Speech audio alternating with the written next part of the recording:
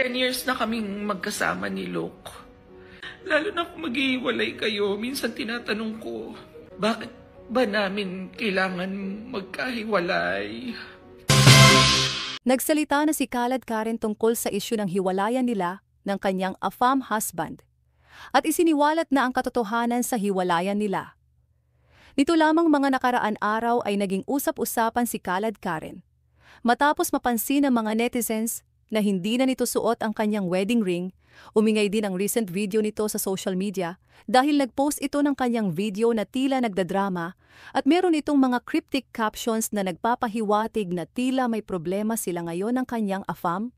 Sa comment section say ng mga netizens na pansin nilang tinanggal na raw nito sa kanyang social media ang wedding photos nila ng kanyang AFAM, maging ang wedding ring ay hindi na nito suot.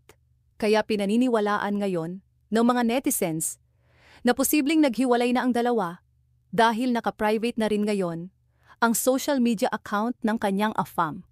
Kahapon sa Frontline News direktang tinanong ni Julius Babaw si Khaled Karen kung totoo ba ang kumalat na balitang hiwalay na sila ng kanyang AFAM, subalit hindi ito sinagot ni Khaled Karen pero tila nagpahiwatig ito na may problema siya. Na kayo hiwalay na raw ni Luke. Si Mrs. Wrightson. Okay. Basta sasagutin mo yan, ha? Denise, baka gusto mo mag-comment.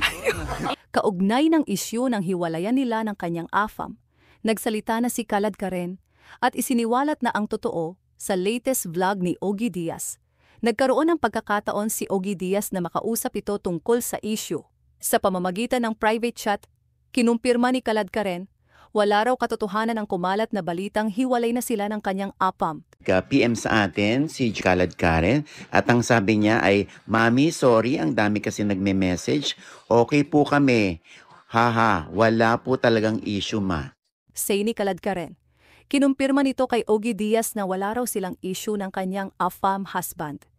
Paglilinaw ni Khaled Karen, maayos na maayos raw ang relasyon nila ng kanyang AFAM. Lilinawin ko lamang po yung issue. Kami pa rin po, we're still together. Wala po kaming problema ni Luke. Masaya po kaming mag-asawa. Ayan, so naging assuming lang talaga ang mga etsyuserang mga netizens. Anong say mo dito?